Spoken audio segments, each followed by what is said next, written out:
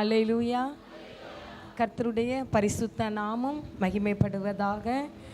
ஆமென். இந்த நாளிலும் உங்களை சந்திப்பதிலே, உங்களை பார்ப்பதிலே மிகுந்த மகிழ்ச்சி அடைகிறேன். தேவாதி தேவன் இந்த நல்ல ஒரு வாய்ப்பை எங்களுக்கு குடும்பமாய் தந்தபடியினாலே நான் ஆண்டவரை அதிகமாய் துதிக்கிறேன், ஸ்தோத்திரிக்கிறேன்.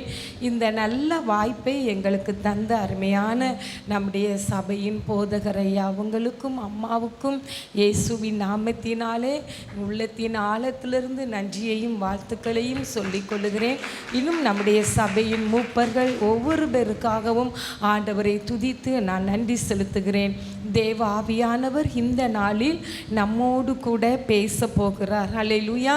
கடந்த 2 நாட்களாக குடும்பங்களுக்காக வாலிபர்கள் மத்தியிலையும் பெரியவர்கள் மத்தியிலையும் கர்த்தர் பேசிக்கொண்டே இருக்கிறார். ஹல்லேலூயா. ஆமாம், அழகாய் தேவன் பேசினார். அநேகரை கர்த்தர் உருவாக்கி பலப்படுத்தி கொண்டு இருக்கிறார்.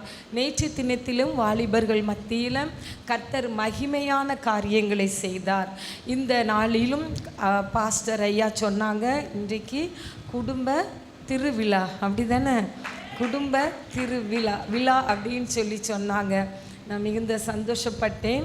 எத்தனை பேர் இங்கே குடும்பமாக வந்திருக்கிறீங்க? கொஞ்சம் கை தூக்கி காட்டுங்க. ஆமென். அல்லேலூயா. கை கீழே போட்டுக்கிடுங்க. ரொம்ப சந்தோஷம்.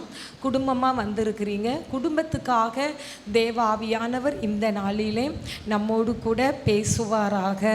நம்ம திறந்த இருதயத்தோடு கூட அவருடைய வார்த்தைகளை கேட்போம். ஒருவேளை ஒரு செய்தியாகவோ ஒரு மெசேஜியாகவோ இது இருந்தாலும் பிராக்டிக்கலாகவும் அனுபவத்தில் இருந்தும் ஒரு சில காரியங்களை உங்களோடு கூட நான் பகிர்ந்து கொள்ள வாஞ்சிக்கிறேன்.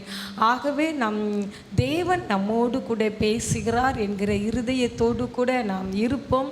கர்த்தர் நம்மை ஆசீர்வதிப்பார். என்னை விட அனுபவம் உள்ளவர்கள் நிறைய பேர், என்னோட அதிக வயது உள்ளவர்கள் கூட இந்த இடத்துல நிறைய பேர் இருக்கிறீங்க. ஆனாலும் தேவன் எனக்கு தந்த வெளிப்பாடின்படி உங்களோடு கூட ஒரு காரியங்கள் குடும்பங்களுக்காக நான் பகிர்ந்து கொள்ள இருக்கிறேன். கர்த்தர் நம்மோடு கூட பேசுவாராக. தேவ ஆவியானவர் நம்மோடு கூட பேசும்படியாக ஒரு நிமிடம் கண்களை மூடி, அப்பா நீர் எங்களோடு கூட பேசும் என்று நாம் ஜெபிக்க போகிறோம். ஜெபிக்கலாமா? எல்லாரும் கண்களை மூடி அடிமையை மறைத்து தூய ஆவியானவர் வெளிப்படும்படியாக. ஹல்லேலூயா. அப்பா, இந்த நல்ல நேரத்தை தந்தீரே, உமக்கு ஸ்தோத்திரமையா என்று சொல்லி ஆண்டவரை துதித்து நாம் மகிமைப்படுத்தி தெய்வ பிரசன்னம் நம் மத்தியில் இறங்கி வரும்படியாக கர்த்தருடைய சத்தம், வல்லமையுள்ள சத்தம் நம் மீது தொனிக்கும்படியாக அப்பா இந்த நேரத்தை பொறுப்பெடுங்கன்னு சொல்லி எல்லாரும் வாயை திறந்து ஆண்டவருடைய சமூகத்தில் ஜெபிக்க போகிறோம். எல்லாரும் ஜெபிப்போமா? ஹல்லேலூயா. ஆரம்ப நேரத்திலிருந்தே இந்த ஆலய ஆராதனையில் நான் வந்து உட்கார்ந்த நேரத்தில் இருந்தே ஒரு தெய்வீக பிரசன்னமும் மகிமையும் நம்மை நிரப்பி கொண்டே இருக்கிறது. அவருடைய மகிமை நம்மை ஆட்கொண்டு இருக்கிறது. ஹல்லேலூயா. இன்னும் அவர் தம்முடைய வசனத்தை அனுப்பி அவர் நம்மை குணமாக்கவும் நம்மை உருவாக்கவும் சித்தமுள்ளவராய் இருக்கிறார். நன்றியப்பான்னு சொல்லுங்க. தகப்பனே, நல்ல வேலைக்காக ஸ்தோத்திரம் ஐயா. குடும்ப கூடுகையாக இந்த ஆராதனையை நீர் எங்களுக்கு தந்தீரே ராஜா. கோடானு கோடி ஸ்தோத்திரம் ஆண்டவரே. தேவாவியானவர் எங்கள் மத்தியிலே பேசுவீராக. தடைகள் எல்லாம் இயேசுவின் நாமத்தினாலே விலகி போகும்படியாக நாங்கள் ஜெபிக்கிறோம். அடிமையை மறைத்து தூய ஆவியானவர் வெளிப்படும் பெரிய காரியங்களை செய்யும். எல்லா மகிமையையும் உமக்கு தருகிறேன். இயேசுவின் மூலம் ஜெபிக்கிறேன் எங்கள் நல்ல பிதாவே. ஆமென். அல்லேலூயா. எடுத்து வாசிக்கலாம். அப்போஸ்தலனாகிய பரிசுத்த பவுல் கொலோசேயருக்கு எழுதின நிருபம் 3ஆம் அதிகாரம் 16வது வசனத்திலிருந்து 22வது வசனம் வரைக்கும் வேகமா சத்தமா யாராவது வாசித்துடலாம்? கிறிஸ்துவின் வசனம் உங்களுக்குள்ளே சகல ஞானத்தோடும் பரிபூர்ணமாக வாசமாய் இருப்பதாக சங்கீதங்களினாலும் கீர்த்தனைகளினாலும் ஞான பாட்டுகளினாலும் ஒருவருக்கொருவர் போதித்து புத்தி சொல்லி கொண்டு உங்கள் இருதயத்திலே கர்த்தரை பக்தியுடன் பாடி வார்த்தையினாலாவது கிரியையினாலாவது நீங்கள் எதை செய்தாலும் அதையெல்லாம் கர்த்தராகிய இயேசு கிறிஸ்துவின் நாமத்தினாலே செய்து அவர் முன்னிலையாக பிதாவாகிய தேவனை சோத்தரியுங்கள். மனைவிகளே, கர்த்தருக்கு ஏற்கும்படி உங்கள் புருஷருக்கு கீழ்ப்படியுங்கள். புருஷர்களே, உங்கள் மனைவிகளில் அன்பு கூறுங்கள், அவர்கள் மேல் கசந்து கொள்ளாதிருங்கள். பிள்ளைகளே, உங்கள் பெற்றோருக்கு எல்லா காரியத்திலேயும் கீழ்ப்படியுங்கள், இது கர்த்தருக்கு பிரியமானது. பிதாக்களே, உங்கள் பிள்ளைகள் திடனற்று போகாதபடி அவர்களுக்கு கோபம் மூட்டாதிருங்கள். வேலைக்காரரே, சரீரத்தின்படி உங்கள் எஜமான்களாய் இருக்கிறவர்களுக்கு எல்லா காரியத்திலேயும் கீழ்ப்படிந்து, நீங்கள் மனுஷருக்கு பிரியமாய் இருக்க விரும்புகிறவர்களாக, பார்வைக்கு ஊழியம் செய்யாமல் தேவனுக்கு பயப்படுகிறவர்களாக, கபடமில்லாத இருதயத்தோடே ஊழியம் செய்யுங்கள். ஆமென். ஹல்லேலூயா, ஹல்லேலூயா. பொதுவாக இந்த வசனங்களை எங்கே நம்ம வாசித்து நம்ம கேட்டிருக்கிறோம் அப்படின்னா, திருமண வீடுகளில் இந்த வசனத்தை என்ன செய்வாங்க, வாசித்து திருமணமான தம்பதிகளுக்கு அநேக ஆலோசனைகளை அநேக ஊழியக்காரர்கள் மூலமாக கொடுப்பதை நாம் கேட்டிருப்போம். ஆனால் தேவ சமூகத்தில் இந்த குடும்ப ஆசீர்வாத முகாமுக்காக நாட்களுக்காக நான் ஜெபிக்கும் பொழுது அநேக நாட்கள் ஜெபித்தேன். ஆண்டவர் இந்த பகுதியை தான் என் கண்ணு முன்னால் நிறுத்தினார். ஹல்லேலூயா. ஆகவே அந்த பகுதியை நான் வாசித்து தியானித்து ஆண்டவருடைய சமூகத்தில் ஜெபித்து உங்கள் மத்தியிலே வந்து நிற்கிறேன். எனக்கு அருமையான தெய்வ பிள்ளைகளே, குடும்பம் என்பது தேவன் அமைத்து கொடுத்த ஒரு மிகவும் பிரதானமான ஒரு அமைப்பு. ஹல்லேலூயா. ஆமாம், இந்த குடும்பத்தில் இருக்கிற ஒவ்வொரு பேருக்கும் அப்போஸ்தலனாகிய பவுல் அந்த கொலோசையர் திருச்சபைக்கு அழகான ஆலோசனைகளை எழுதுகிறார். ஒரு குடும்பத்தில் மனைவி, புருஷன், பிள்ளைகள், இன்னும் முதியவர்கள், இன்னும் வேலைக்காரர்கள் எல்லாருமே என்ன செய்கிறாங்க, இருக்கிறார்கள். ஆகவே ஒரு குடும்பம் அப்படின்னா எப்படிப்பட்டவர்களாக இருக்கணும் அப்படிங்கிறதுக்கு அழகான ஆலோசனையை அவர் எழுதுவதை நாம் பார்க்கிறோம். எனக்கு அருமையான தெய்வ பிள்ளைகளே, முதலாவதாக அந்த 16, 17வது வசனத்தில் அவர் என்ன எழுதுகிறார் என்றால், அவருடைய வசனம் உங்களுக்குள்ளே சகல ஞானத்தோடும் பரிபூரணமாய் வாசமாய் இருப்பதாக. இன்னும் சங்கீதங்களினாலும் ஞான பாட்டுகளினாலும் நாம் பாடி நம்ம என்ன செய்யணும், ஆண்டவரை துதிக்கணும், மகிமைப்படுத்தணும். இதுதான் முதல் 2 வசனங்களிலே நாம் பார்க்கிறோம். ஆண்டவர் நம்மிடத்தில் குடும்பத்தின் மத்தியில் அவர் விரும்புகிற முதல் காரியம் என்னவென்றால், நாம் தேவனை மகிமைப்படுத்த வேண்டும். ஹல்லேலூயா. அவரை நாம் ஆராதிக்க வேண்டும், அவரை நாம் துதிக்க வேண்டும். சங்கீதங்களினாலும் ஞான பாட்டுகளினாலும் நாம் பாடி ஆண்டவரை மகிமைப்படுத்த வேண்டும். அதுதான் முதலாவதாக ஆண்டவராகிய தேவன் குடும்பங்களில் எதிர்பார்க்கிற ஒரு காரியம். ஆனால் இன்றைக்கு குடும்பமாய் மாற்றப்பட்டு குடும்பமாய் அமைக்கப்பட்டு அமர்ந்திருக்கிற நம்முடைய நோக்கங்களும் நம்முடைய எதிர்பார்ப்புகளும் என்னதா இருக்கிறது என்றால், இந்த உலக வாழ்க்கை என்றாலே இந்த உலகத்தில் ரொம்ப சந்தோஷமா இருக்கணும். ஹல்லேலூயா. ஆமா, இன்னும் இந்த உலக பிரகாரமான ஆசீர்வாதங்களால் நிரப்பப்பட்டவர்களாக இருக்கணும். நல்ல வீடு கட்டணும், நல்ல பெரிய கார் வாங்கணும், நல்ல சுகபோகமாக வாழணும், நல்ல ட்ரெஸ் போடணும், நல்லா சாப்பிடணும். இதுவே இன்னைக்கு குடும்பத்தினுடைய ஒரு நோக்கமாக இருக்கிறது. பிள்ளைகளை நல்லா படிக்க வைக்கணும், நல்ல உயர்ந்த ஸ்தானத்தில் உயர்த்தி வைக்கணும். இதுதான் நம்முடைய பிரதானமான ஒரு நோக்கமாக இன்றைக்கு குடும்பத்தில் காணப்படுகிறது.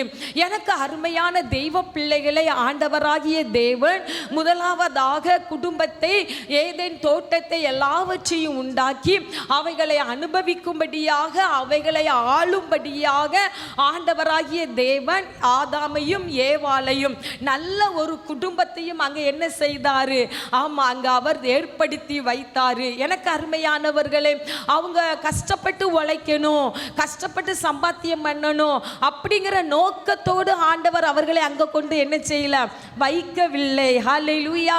ஏன் தெரியுமா, எல்லாவற்றையும் உருவாக்குனதுக்கு பிறகுதான் ஒரு மனுஷனுக்கு என்னென்னலாம் தேவையோ அதை எல்லாவற்றையும் அமைத்த பிற்பாடுதான் கடைசியாக தோட்டத்திலே மனுஷனை என்ன செஞ்சாரு, இவைகளை அனுபவிப்பதற்காக நமக்காக உண்டாக்கி வைத்தார்.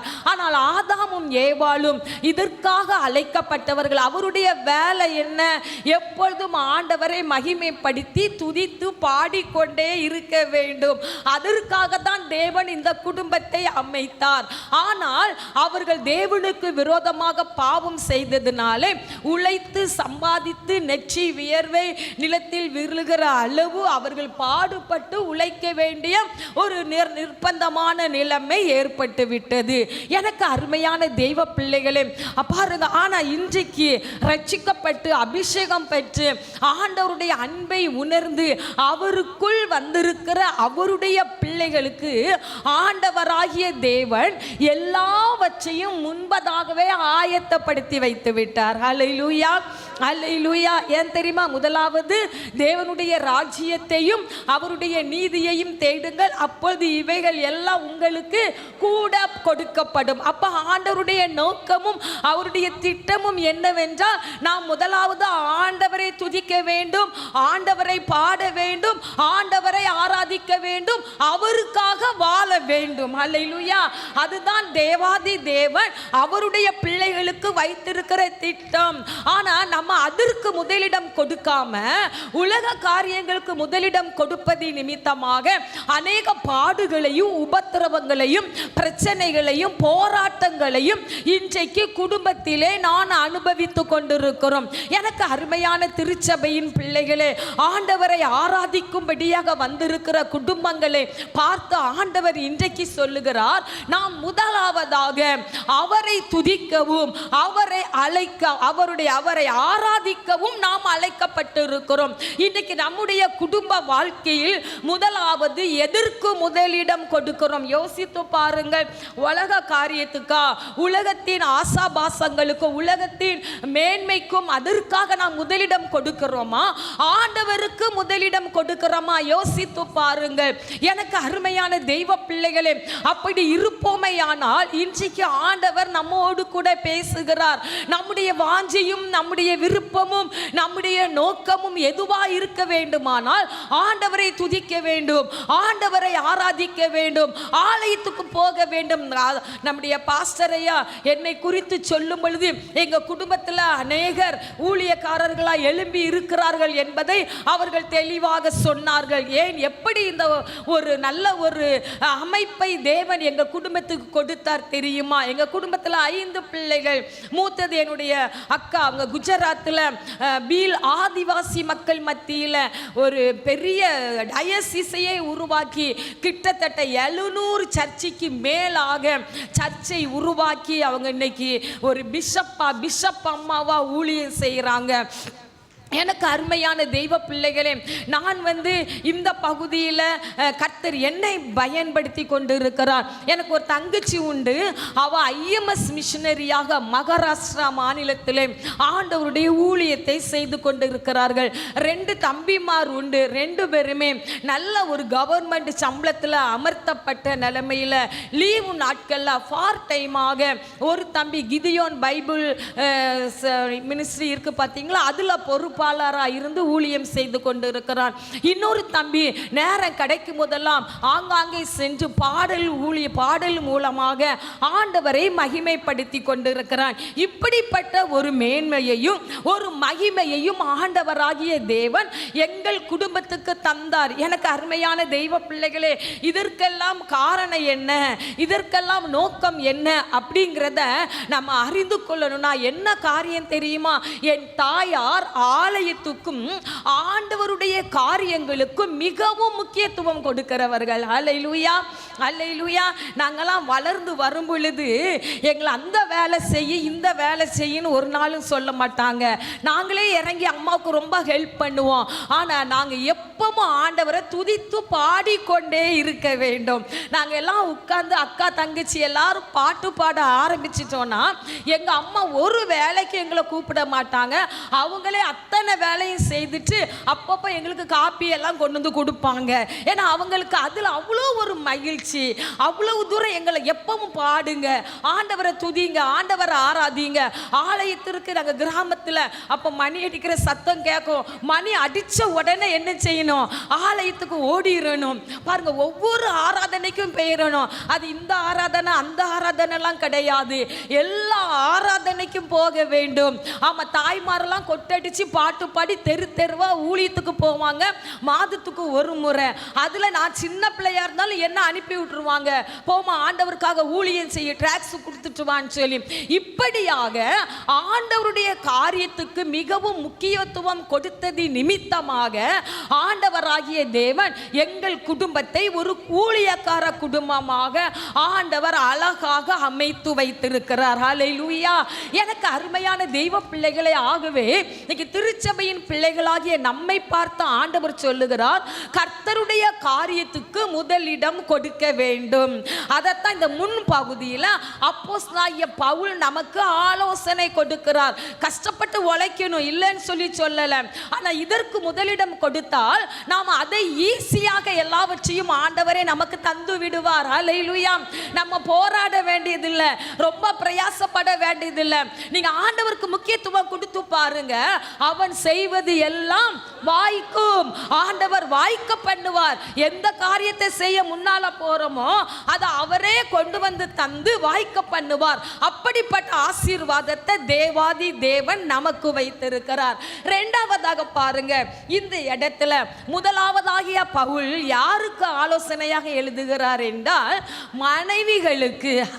ஹல்லேலூயா. அந்த 18வது வசனத்தை வாசிங்க. மனைவிகளே, கர்த்தருக்கு ஏற்கும்படி உங்கள் புருஷருக்கு கீழ்ப்படியுங்கள். ஆமென். ஹல்லேலூயா.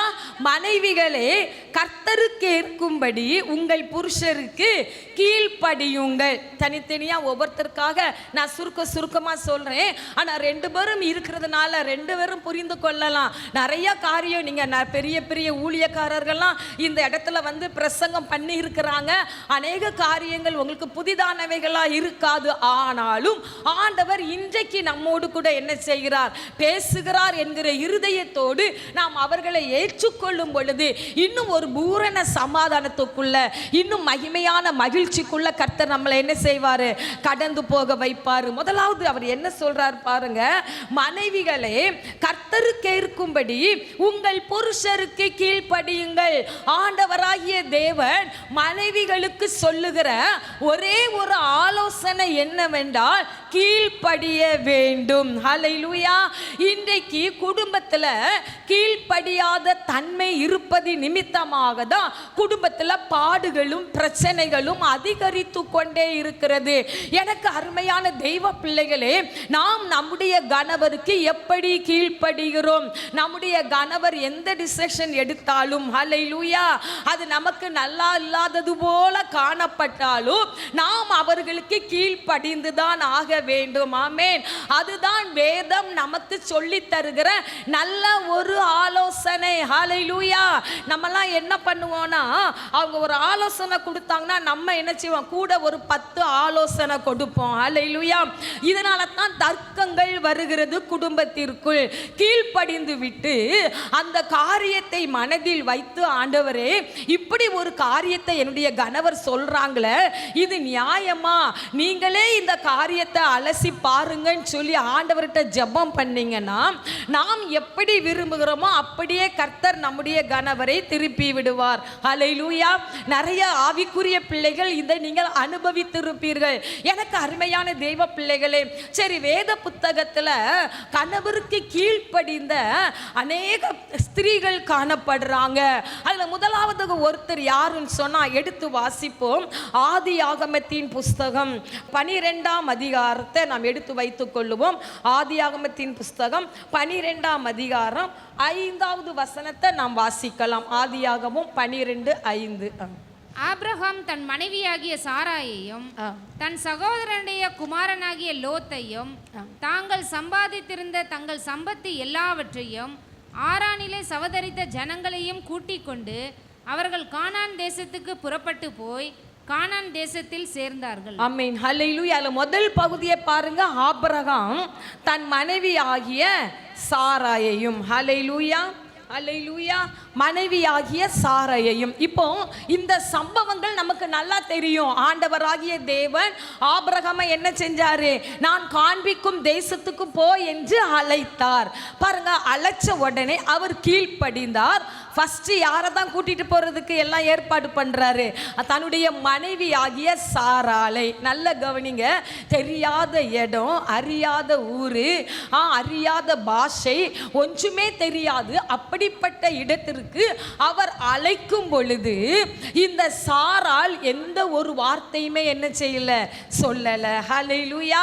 ஆமா, நீ என் கூட வான்னு சொல்லி கூப்பிடுறாரு. உடனே என்ன செய்யறாவா? புறப்பட்டு போகிறாள். வா என்கிறார், உடனே புறப்படுகிறாள். எனக்கு அருமையான தெய்வ பிள்ளைகளே, இதுதான் சாராளுக்குள் இருந்த ஒரு மகிமையான கீழ்ப்படிதல். யோசித்து பாருங்க, இன்றைக்கு தெரியாத அறியாத ஒரு இடத்துக்குள்ள நம்முடைய கணவர் நம்மை பார்த்து வான்னு சொல்லி கூப்பிட்டாங்கன்னு வச்சுக்கிடுங்களேன். நம்ம என்ன செய்வோம்? அது அவங்க கூப்பிட்ட அந்த ஒரு வார்த்தைக்காக கிட்டத்தட்ட ஒரு 4 கேள்வியாவது என்ன செஞ்சிருவோம்? கேட்டுருவோம். ஹல்லேலூயா. ஏன் அங்க போகணும்? எதுக்கு போகணும்? அங்க என்ன இருக்குது? யார் இருக்கிறாங்க? அங்க நம்ம என்ன வேலை செய்வோம்? எப்படி பிழைப்போம்? எப்படி சாப்பாடுவோம்? எப்படி சாப்பிடுவோம்? எப்படி பேசுவோம்? நம்ம என்ன பண்ணுவோம்? கேட்பீங்களா? கேட்க மாட்டீங்களா? அல்லேலூயா. ஆமா, கிட்டத்தட்ட ஒரு 10 கேள்வியாவது என்ன செஞ்சிருவோம்? கேட்டுருவோம். ஆனா பாருங்க, இந்த அம்மா ஒரு வார்த்தையுமே கேட்டதாக அங்கே இல்லை. வா என்று சொன்னார், உடனே புறப்பட்டு விட்டாள். ஒரு நாள் ஒரு சகோதரி ஃபோன் பண்ணி சொன்னாங்க, நான் வந்து இன்டர்வியூக்கு போகணும், நான் திருநெல்வேலியிலேருந்து மதுரைக்கு வரணும். அப்போ நான் வந்து சொல்கிறேன், நான் போயிட்டு வரணும், பிள்ளைகளை உங்கள் அம்மா வீட்டில் விட்டுட்டு போகிறேன்.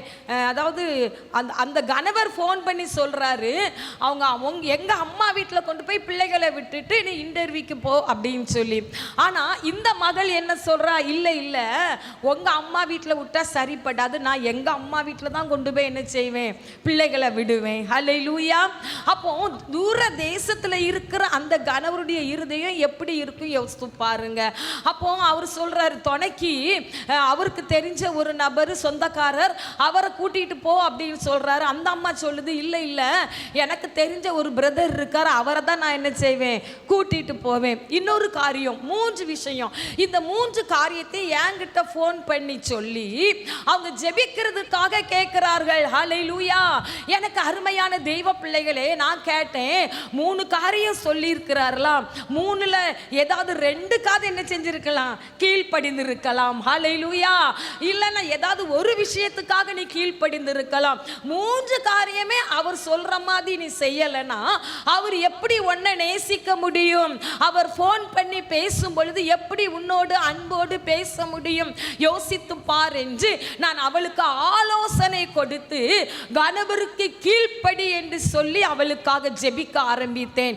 எனக்கு அருமையான தெய்வ பிள்ளைகளே, இப்படியாக குடும்பத்தில் கீழ்ப்படுகிற தன்மை இல்லை.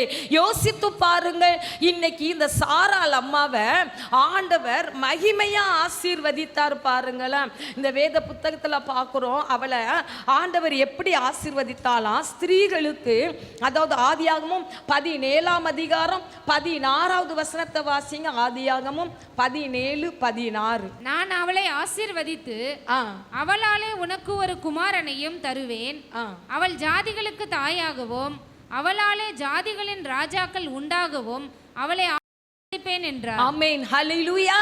இந்த சாராள் அம்மாவுக்கு ஆண்டவராகிய தேவன் மிகப்பெரிய ஆசீர்வாதத்தை கொடுக்கிறார். ஹல்லேலூயா. ஆமா, இன்னைக்கு எனக்கு அருமையான தெய்வ பிள்ளைகளை, ஆண்டவரை ஆராதிக்கும்படியாக வந்திருக்கிற நமக்கு ஆண்டவர் இப்படிப்பட்ட மேன்மையான ஆசீர்வாதத்தை தருவேன் என்று வாக்கு பண்ணுகிறார். ஹல்லேலூயா. நான் அவளை ஆசீர்வதித்து, அம்மா ஏசப்பா நம்மளை ஆசீர்வதிக்க போறாரு. ஹல்லேலூயா. இப்போது இருப்பதை காட்டிலும் பயங்கரமா தேவன் நம்மை ஆசீர்வதிக்க போகிறாரு, உயர்த்த போகிறாரு. அவளாலே உனக்கு ஒரு குமாரனையும் தருவேன். நேற்று தினத்துல நாங்க ஒரு கிராமத்துக்கு போயிருந்தோம் ஊழியத்துக்கு. அங்க எல்லாம் தலை தொட்டு ஜெபிக்க வந்தாங்க. ஆனா நான் யார்கிட்டயுமே உங்களுக்கு எதுக்காக ஜெபிக்கணும்னு கேட்கல. ஆனா ஒரு 2 பேர்கிட்ட மட்டும் தான் கேட்டேன். அல்லேலூயா. ஒரு 2 பேர்கிட்ட மட்டும் வந்த உடனே உங்களுக்கு எதுக்காக ஜெபிக்கணும் அப்படின்னு சொல்லி கேட்டேன். ஆனா அவங்க 2 பேருமே சொன்ன காரியம் என்னன்னா, இத்தனை வருஷம் திருமணம் ஆகி எனக்கு இத்தனை வருஷம் ஆகுது, ஆனா குழந்தை இல்லை. சரி, ரொம்ப நிறைய பேருக்கு ஜெபம் பண்ணிட்டு மறுபடியும் இன்னொருத்தவங்களுக்கு கேட்டேன். அவங்களும் அதே வார்த்தையை சொன்னாங்க. நான் யோசித்து பார்க்க ஆரம்பித்தேன். எனக்கு அருமையான தெய்வ பிள்ளைகளே, குடும்பத்தில் பெருக்கம் இல்லாம, ஆசீர்வாதம் இல்லாம, குறைவோடு காணப்படுகிறோம். இப்படிதான் இந்த அம்மா காணப்பட்டாங்க. இந்த சாராள் அம்மா அப்படிதான் காணப்பட்டாங்க. ஒரு குறைவோடு காணப்பட்டார்கள். ஆனா ஆண்டவருடைய ஆசீர்வாதம் என்ன? அவளாலே நான் ஒரு குமாரனை தருவேன், அவள் ஜாதிகளுக்கு தாயாகவும் அவளாலே ஜாதிகளின் ராஜாக்கள் உண்டாகவும் அவளை ஆசீர்வதிப்பேன். ஹல்லேலூயா. ஏசப்பா சொல்றாரு, இன்னைக்கு குறைவோடு வந்திருக்கலாம், நம்மை பார்த்த ஆண்டவர் சொல்றாரு, நான் உங்களை ஜாதிகளுக்கு தாயாக ஆசீர்வதிக்க போகிறேன். ஹல்லேலூயா. ஜாதிகளுக்கு தாயாக. எனக்கு அருமையான தெய்வ பிள்ளைகளே, அவள் மூலமாய் ராஜாக்களும் தோன்றுவார்கள். அப்படிப்பட்ட மேன்மையான ஆசீர்வாதங்கள் ஆண்டவர் நமக்கு தருவேன் என்று வாக்கு பண்ணுகிறார். அம்மா நல்ல கவனிங்க. இந்த வாக்குத்தத்தம் நம்முடைய வாழ்க்கையில் நிறைவேற வேண்டுமானால் ஒவ்வொரு விஷயத்திலும் நம்முடைய கணவருக்கு நாம் கீழ்ப்படிந்து ஆக வேண்டும். வான் சொன்னாரு, உடனே அவன் என்ன செஞ்சிட்டா? புறப்பட்டு விட்டாள். இரண்டாவதாக அதே 12ஆம் அதிகாரத்தில் பாருங்க, இந்த ஆபிரகாம் சொல்றாரு, நீ இப்படிதான் சொல்லணும் அப்படிங்கிறாரு. ஹல்லேலூயா. நீ இப்படிதான் சொல்லணும் அப்படிங்கிறாரு. மறு வார்த்தை பேசல, அப்படியே சொல்லுகிறார். எங்க வாசிக்கிறோம்? அதே 12ஆம் அதிகாரம் 11 இருந்து வாசிங்க. அவன் எகிப்துக்கு சமீபமாய் வந்தபோது தன் மனைவி சாராயை பார்த்து, நீ பார்வைக்கு அழகுள்ள ஸ்ரீ என்று அறிவேன், எகிப்தியர் உன்னை காணும் போது இவள் அவனுடைய மனைவி என்று சொல்லி என்னை கொன்று போட்டு உன்னை உயிரோடே வைப்பார்கள். ஆகையால் உன் நிமித்தம் எனக்கு நன்மை உண்டாகும் படிக்கும், உன்னாலே என் உயிர் பிழைக்கும் படிக்கும் நீ என்னை சகோதரி என்று சொல் என்றான். ஆமீன். ஹல்லேலூயா. ஆமா, நீ உன்னை சகோதரி என்று சொல். ஹல்லேலூயா. பாருங்க, ஒருவேளை இவங்க உறவின் முறையில் சகோதரி வரும்னு சொல்லி சொல்றாங்க. எப்படிதான் இருந்தாலும் ஒரு கணவனும் மனைவியுமா இணைக்கப்பட்ட பிற்பாடு அவர்கள் யாரு தான்? கணவன் மனைவி தான். ஹல்லேலூயா. ஆனா அவங்கள பார்த்து இந்த ஐயா சொல்றாங்க, நீ ரொம்ப அழகா இருக்கிறா, அதனால இந்த ஜனங்கள் என்ன செஞ்சிருவாங்க? கொண்டு போட்டுருவாங்க. நீ என்ன பார்த்து என்ன சொல்லு மற்றவங்க கிட்ட? என்னுடைய சகோதரி என்று சொல். ஹல்லேலூயா. பாருங்க, இந்த அம்மா அவரை பார்த்து, நல்லா இருக்க கதை, கட்டுன புருஷன் நீங்க, உங்களை போய் என்ன சகோதரின்னு சொல்லி சொல்றீங்களா? அது எப்படி சொல்ல முடியும்? ஏதாவது கேட்டாங்களா? ஏதாவது வார்த்தை கேட்டாங்களா? இல்லை, ஒரு வார்த்தையுமே கேட்கவில்லை. அப்படியே சொல்ல ஆரம்பித்தார்கள். எனக்கு அருமையான தெய்வ பிள்ளைகளே, வான் சொன்னா வந்துட்டா, இப்ப சொல்லுன்னு சொல்றாரு, அப்படியே சொல்லுகிறாள். இன்னொரு பகுதியில் ஆபிரகாம் ஐயா சொல்லுவாரு, 18ஆம் அதிகாரம் 6வது வசனத்தை வாசிங்க. அப்பொழுது ஆபிரகாம் தீவிரமாய் கூடாரத்தில் சாராளிடத்திற்கு போய், நீ சீக்கிரமாய் 3 படி மெல்லிய மாவு எடுத்து பிசைந்து அப்பம் சுடு என்றான். சரி, போதும். பாருங்க, 3 படி மாவு எடுத்து அப்பம் சுடு என்று சொல்லுகிறார். ஹல்லேலூயா. என 3 புருஷர்கள் வந்திருக்கிறார்கள் அவர்களை சந்திப்பதற்காக. உடனே ஓடி போறா, 3 படி போறாரு. நீ 3 படி மாவை எடுத்து அப்பம் செய் என்று சொல்லுகிறார். அப்போ அவ, எனக்கு ரொம்ப டயர்டா இருக்கு, 3 படி மாவு எடுத்து எப்படி அப்பம் செய்ய முடியும்? ஏதாவது வார்த்தை சொன்னான்னு சொல்லி அங்க போட்டிருக்கா? இல்ல. எனக்கு அருமையான தெய்வ பிள்ளைகளே, வான் சொல்றா, உடனே வந்துச்சா. இப்போ சொல்லுன்னு சொல்றாரு, அப்படியே சொல்றா. இப்ப செய்யின்னு சொல்றாரு, அப்படியே செய்கிறாள். ஹல்லேலூயா. இதுதாங்க ஒரு பெரிய கீழ் கீழ்ப்படிதல். ஒரு நாள் ஒரு அம்மா அழுகுறாங்க, என்னை பார்த்து. என்ன எப்படி அழுதாங்க தெரியுமா? எம்மா, வேலைக்கு போயிட்டு என் மகன் வரும்போது குளத்து மீன் விற்றாங்களாம். எங்கள் ஊர்லலாம் குளத்து மீன்லாம் அது கொஞ்சம் விசேஷமாக எல்லாரும் ஆசைப்படுவாங்க. ஏன்னா எங்கள் ஊரே குளத்து குடியிருப்பு. ஹல்லேலூயா. சுற்றி குளம் பாருங்க. அப்போ குளத்து மீன் ரொம்ப நல்லா இருக்கும்னு சொல்லி வருகிற வழியில் வேலைக்கு போயிட்டு வரும்போது வாங்கிட்டு வந்துட்டாங்களாம். இந்த அம்மாவும் வேலைக்கு போயிட்டு அப்போதான் வந்து நின்றுருக்காங்க. அந்த ஐயா சொல்லியிருக்காங்க, குளத்து மீன் கிடச்சிச்சு, வாங்கிட்டு வந்தேன், எப்படியாவது ராத்திரி குழம்பு வச்சு கொடு சாப்பிட்றதுக்குன்னு சொல்லி சொன்ன உடனே கையில் கொண்டு வந்து கொடுத்த உடனே அந்த அம்மா வாங்கின வேகத்துக்கு அவங்க மூஞ்சிலேயே தூக்கி என்ன செஞ்சிட்டாங்களாம், வீசிட்டாங்களாம். அப்படியெல்லாம் நம்ம செய்ய மாட்டோம். ஆனால் உலகத்தில் உள்ள ஜனங்கள் அப்படியும் என்ன செய்கிறாங்க, அநேக பெண்கள் இருக்கிறார்கள். அப்போ அந்த வயதான தாயார் இந்த சீனை பார்த்துட்டு, என் பிள்ளை ஆசைப்பட்டு இந்த மீனை வாங்கிட்டு வந்திருக்கிறான, அதை செய்து கொடுத்து அவன் உள்ள எவ்வளோ சந்தோஷப்படும். இப்படிப்பட்ட ஒரு காரியத்தை கூட என் மருமக செய்யலையே அப்படின்னு சொல்லி மிகுந்த வருத்தப்பட்டு கண்ணீரோடு கூட ஒரு நாள் என்னிடத்தில் பேசினார்கள்.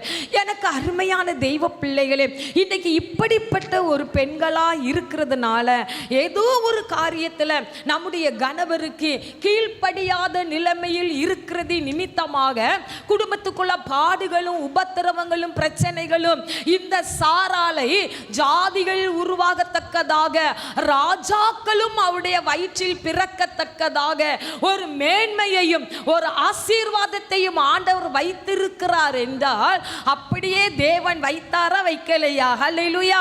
இப்படிப்பட்ட ஒரு ஆசீர்வாதம் அவளுக்கு கிடைத்ததே காரணம் என்ன? அவளுடைய முழுமையான ஒரு கீழ்ப்படிதல். எனக்கு அருமையான தெய்வ பிள்ளைகளே, அதான் இங்க அப்போஸ்தலனாகிய பவுல் சொல்றாரு, மனைவிகளே உங்க புருஷனுக்கு என்ன செய்யுங்க, ஆமா, கர்த்தருக்கு ஏற்கும்படி உங்கள் புருஷருக்கு கீழ்ப்படியுங்கள். அம்மா, புருஷர்களாகிய மனைவிகளாகிய இருக்கிற நமக்கு ஆண்டவர் கொடுக்கிற ஒரே ஒரு ஆசீர்வாதம் கீழ்ப்படிதல். ஹல்லேலூயா. ஒரே ஒரு ஆலோசனை கீழ்ப்படிதல். யோசித்து பாருங்கள், இளம் பெண்கள் கூட இருக்கிறீங்க, எவ்வளவு தூரம் நம்முடைய புருஷனுக்கு நாம் கீழ்ப்படிந்து வாழுகிறோம், கீழ்ப்படிந்து நடக்கிறோம் என்று யோசித்து பாருங்கள். இன்னைக்கு கீழ்ப்படியாமையின் நிமித்தமாக அநேக பாவங்கள் நம்முடைய இருதயத்தில் இருக்கிறது. எனக்கு அருமையான தெய்வ பிள்ளைகளே, இன்னும் அநேக சூழ்நிலைகளில் நாம் கணவரை உதாசீனப்படுத்துகிறோம். கீழ்ப்படியாத ஒரு பாவமானது நாம் நம்முடைய கணவரை மதிப்போமேயானால் அவர்களுக்கு கீழ்ப்படிவோம். ஹல்லேலூயா. நல்ல ஒரு மதிப்பும் மரியாதையும், நம்முடைய கணவர் எப்படி இருந்தாலும் பரவாயில்லை, அவர்களை நாம் கனப்படுத்தினோமானால் நாம் அவர்களை மதிப்போம். அப்பொழுதுதான் அந்த கீழ்ப்படிதல் வரும். நல்ல கவனிங்க, தாவீது ராஜாவுடைய வாழ்க்கையில பார்க்கும் பொழுது அவர் ஒரு சமயத்தில் என்ன பண்றாருன்னா, 2 சாமுவேலின் புஸ்தகம் 6ஆம் அதிகாரம் 20வது வசனத்தை மட்டும் சத்தமா வாசிங்க.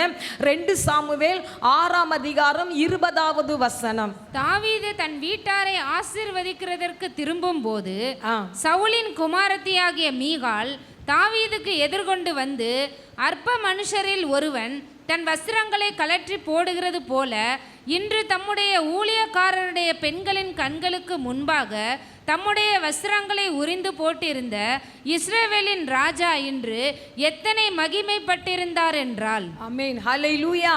அதே போல 6ஆம் அதிகாரம் 16ஆம் வசனத்துல பாருங்க, கடைசி பகுதியில் தாவீது ராஜா கர்த்தருக்கு முன்பாக குதித்து நடனம் பண்ணுகிறதை கண்டு தன் இருதயத்திலே அவனை அவமதித்தார். ஆமென். ஹல்லேலூயா. இங்க பார்க்கிறோம் பாருங்க, இந்த மீகாள் மிகப்பெரிய ஆசீர்வாதத்தை அவள் இழந்து விட்டாள். ஆமென். மிகப்பெரிய ஆசீர்வாதத்தை அவள் இழந்து விட்டாள். இந்த அதிகாரத்தின் கடைசி வசனத்தின் கடைசி பகுதி சொல்லுது, அவளுடைய உயிரோடு இருக்கிற நாள் முழுதும் அவளுக்கு என்னது இல்லையா? பிள்ளை இல்லை. ஹல்லேலூயா. குழந்தை இல்லை. எனக்கு அருமையான தெய்வ பிள்ளைகளே, இவ இப்படி பிள்ளை இல்லாத ஒரு சாபத்தை அனுபவிப்பதற்காக அழைக்கப்பட்டவள் அல்ல. இவளுக்கு கொடுக்கப்பட்ட கணவர் ஒரு கர்த்தரால் தெரிந்து கொள்ளப்பட்ட மகிமையான தேவன். ஹல்லேலூயா. தெய்வ மனுஷன்.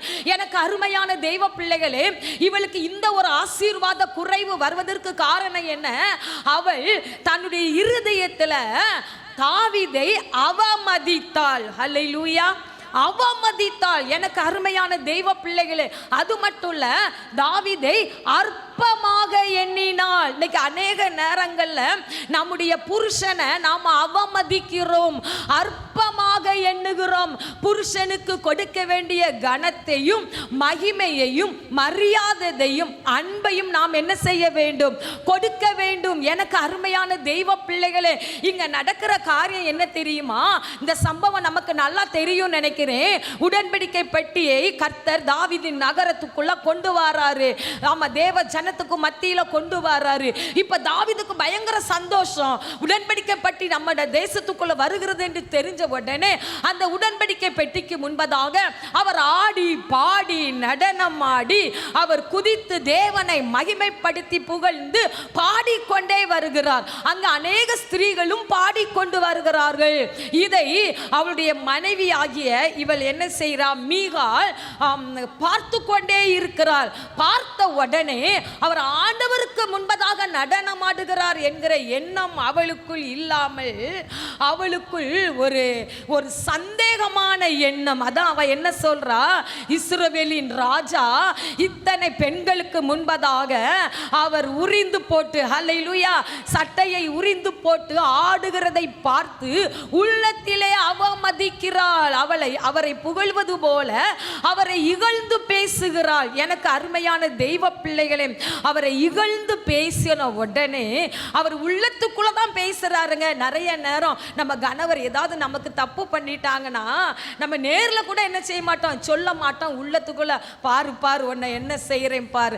ஆண்டவர் சொல்றாரு, அப்படி கூட நம்ம என்ன செய்யக்கூடாதான், சொல்லக்கூடாது. ஏன்னா நம்ம இருதயத்துக்குள்ள சொல்றத ஆண்டவர் கேட்கிறார். ஹல்லேலூயா. அவர் அந்த வார்த்தையை, அந்த இருதயத்தின் யோசனைகளை ஆராய்ந்து அறிகிற தேவர் அதை அப்படியே அவர் இருதயத்தில் வைத்துக் கொள்ளுவார். நம்ம இவளுக்கு என்ன பண்ணலாம்னு சொல்லி அவரு நினைப்பாரா, நினைக்க மாட்டாரா? யோசித்து பாருங்க. அவள் தன்னுடைய இருதயத்தில் சொல்றா. இப்போ தாவீது நல்லா குதிச்சு நடனாடி, ஆமா, அவர் எவ்வளவு மகிமையினால நிரப்பப்பட்டிருப்பார். யோசித்து பாருங்க. தேவ வல்லமையினால நிரப்பப்பட்டிருப்பார். ஏன்னா அவர் தன்னையே அறியாம தேவ சமூகத்தில் அவர் ஆடி பாடி மகிழ்ச்சியா வருகிறாரு. அந்த பகுதியை நீங்க நல்லா வாஸ்து பார்த்தீங்கன்னா, முதலாவதாக ஜனங்களை ஆசீர்வதிக்கிறார். ஹல்லேலூயா. ஆமா, நடனம் ஆடிட்டு வந்த உடனே சபையின் ஜனங்கள் எல்லாருக்கும் முன்னால நின்று அவர்களை ஆசீர்வதிக்கிறார் என்று போடப்பட்டிருக்கிறது.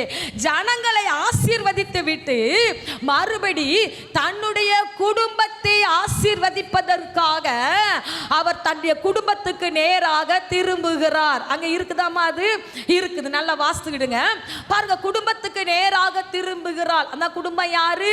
தன்னுடைய மனைவி. ஹல்லேலூயா. இப்போ பாருங்க, குடும்பத்துக்கு நேராக திரும்பும் பொழுது அவள் தன்னுடைய இருதயத்திலே அவமதித்ததுனால அவளை ஆசீர்வதிக்கவில்லை. அங்க பார்க்கிறோமா? அவளை ஆசீர்வதிக்கவில்லை. அப்போ தன்னுடைய கணவருடைய ஆவி அபிஷேகம் பெற்ற ஒரு தேவ மனுஷன் அவருக்குள் இருக்கிறார். இந்த மகிமையான ஆசீர்வாதத்தை அவருடைய மனைவியாகிய மீகாள் பெற்றுக்கொள்வதற்கு தகுதி அற்றவளாய் மாறிவிட்டாள். ஆகவே அவளுடைய சந்ததி பெருகவில்லை. மகா பெரிய ஆசீர்வாதத்தை அவள் இழந்து விட்டாள். எனக்கு அருமையான தெய்வ பிள்ளைகளே, இன்றைக்கும் குடும்பத்தில் மிகப்பெரிய சமாதானம் இல்லாம பாடுகளும் உபத்திரவங்களும் இன்னும் நாம் பெற்றுக்கொள்ளக்கூடிய அநேக ஆசீர்வாதங்களை பெற்றுக்கொள்ள முடியாமல் காணப்படுவதற்கு காரணம் என்ன? நம்முடைய கணவரை நாம் மதிப்பது கிடையாது. இரண்டாவது பாருங்க, நம்முடைய கணவர் மீது அநேக நேரங்கள்ல வீணான சந்தேகங்கள். ஹல்லேலூயா. இது நம்முடைய வாழ்க்கையிலே அகற்றப்பட வேண்டும். எனக்கு அருமையான தெய்வ பிள்ளைகளே, இந்த சந்தேகமான எண்ணங்கள் குடும்பத்தை இன்னைக்கு ஆட்டி படைத்து கொண்டிருக்கிறது. ஆமென். ஹல்லேலூயா. யார்கிட்டையும் பேச விடுவது இல்லை. வேலை விஷயமா கூட பேச விடுவதில்லை.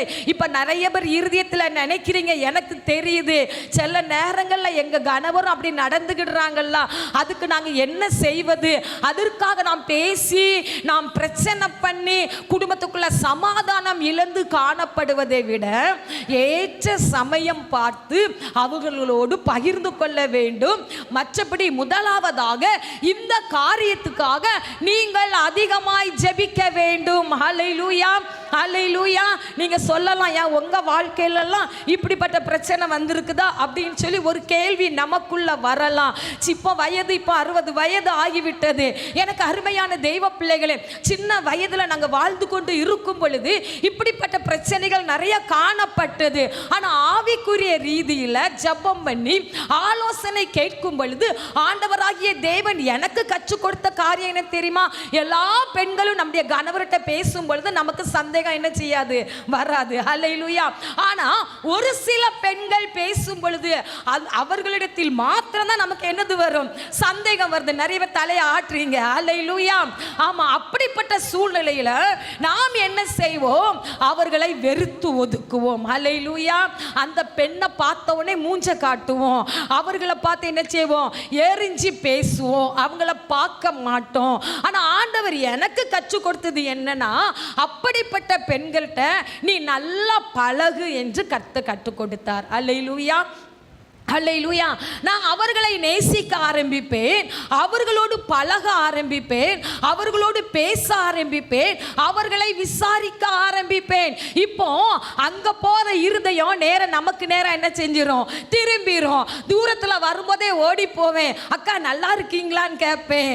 நல்லா இருக்கேன். என்ன அண்ணனை பார்க்கணுமா, ஜெபிக்கணுமா, வாங்க வாங்க நான் கூட்டிட்டு போறேன். நானே போய் என்ன செய்வேன், கூட்டிட்டு போய் பக்கத்துல விட்டு, என்ன பாருங்க இவங்களுக்கு இப்படிலாம் பிரச்சனை, சோமனி விடுங்க அப்படி. ஹல்லேலூயா, ஹல்லேலூயா. அடுத்த முறை வரும்போது அவங்க கிட்ட என்ன செய்ய மாட்டாங்க, போக மாட்டாங்க, நேரா நம்ம கிட்ட தான் என்ன செய்வாங்க, வருவாங்க. எனக்கு அருமையான தெய்வ பிள்ளைகளே, இது ஒரு ஆவிக்குரிய ஒரு ஆலோசனை.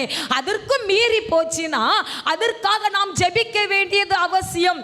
ஜெபத்துக்கு மிஞ்சினது இந்த உலகத்துல ஒன்றுமே கிடையாது. ஹல்லேலூயா.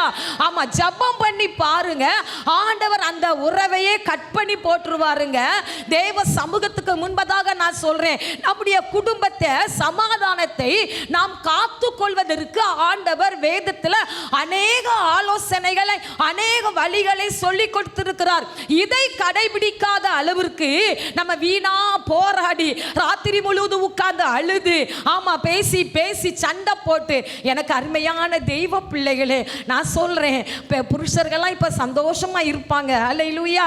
ஆமா, நம்ம மனைவி வந்து நம்மளை பார்த்து இப்படி ஒரு சந்தேகம் எனக்குள்ள வருது அப்படின்னு சொன்னா உடனே உனக்கு இதே தான் வேலை அப்படின்னு சொல்லி என்ன செய்வோம், அவங்கள பார்த்து கூட 4 வார்த்தை பேசி திட்டுவோம்.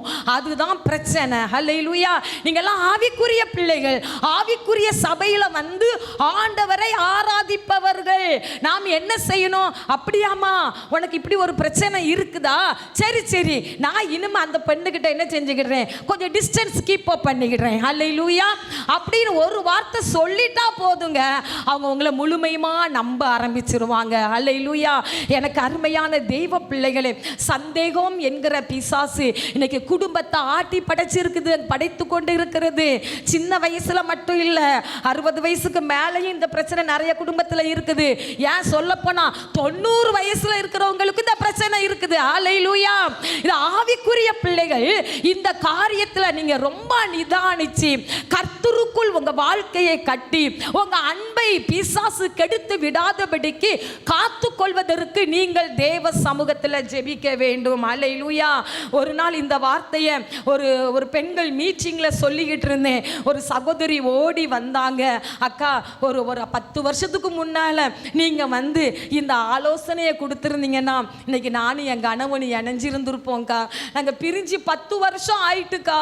நீங்க ஏக்கா இப்படி லேட்டா வந்தீங்க, இந்த ஆலோசனையை கொடுக்கிறதுக்கு யாருமே இல்லையே. அல்லேலூயா. எனக்கு அருமையான தெய்வ பிள்ளைகளே, அது ஆண்டவர் சொல்லுகிறார், ஆவிக்குரிய சபையில் ஆண்டவரை ஆராதிக்கிற நம்முடைய வாழ்க்கையில இப்படிப்பட்ட பிரச்சனைகள் இருக்கவே கூடாது. ஹல்லேலூயா. இப்படிப்பட்ட பிரச்சனைகள் இருக்கவே கூடாது.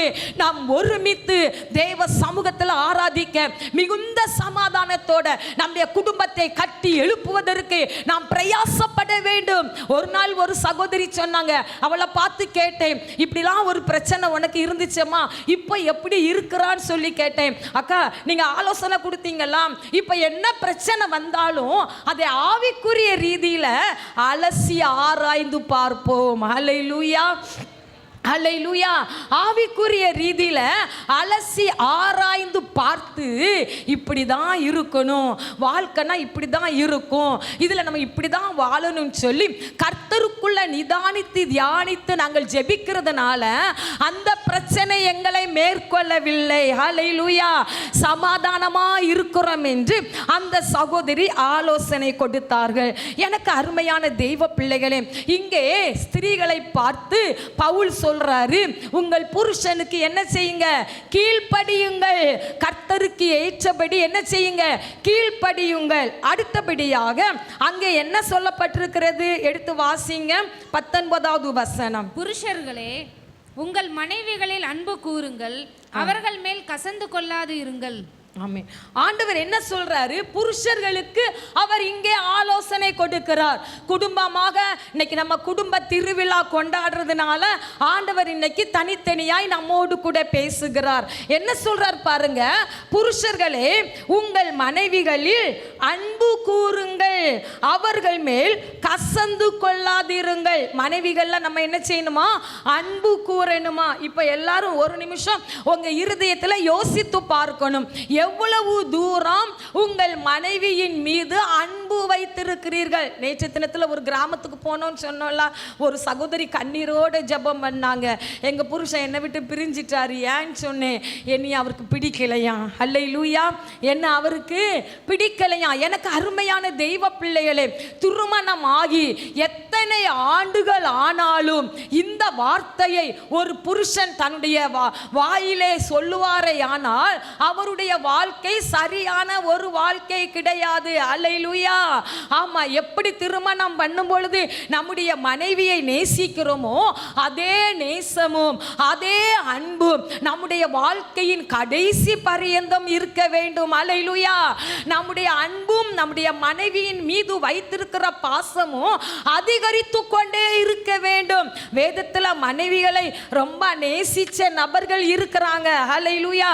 நமக்கு நல்லா தெரியும் பாருங்க, பார்க்கிறோம் எல்கானா 1 சாமுவேல் 1 அதிகாரத்தில் பார்க்கிறோம். எடுத்து வாசிக்க வேண்டாம், நேரம் ஆயிடுச்சு.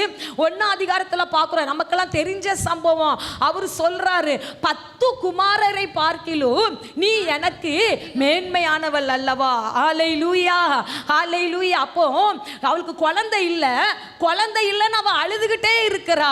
அவர் ஆலயத்துக்கு போகும்போதெல்லாம் அழுது கொண்டே இருக்கிறார். அவருடைய கணவர், உனக்கு குழந்தை இல்லையேன்னு சொல்லி, போப்பா நான் வேற ஒரு பொண்ணை கல்யாணம் பண்ணிக்கிடுறேன், நீ எனக்கு வேண்டான்னு என்ன செய்யல, சொல்லல, ஆறுதல் படுத்துகிறாள். அல்லேலூயா.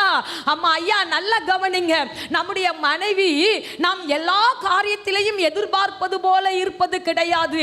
அவர்களும் மனுஷிகள் தானே, உலக வாழ்க்கையில இருக்கிறதுனால சில பிரச்சனைகள் பாடுகள் அவர்கள் மூலமாய் வரதான் செய்யும். ஆனால் அதற்காக தூக்கி எறிந்து விட்டு நாம் ஏதோ ஒரு காரியத்தை செய்யணும்னு யோசிக்க கூடாது.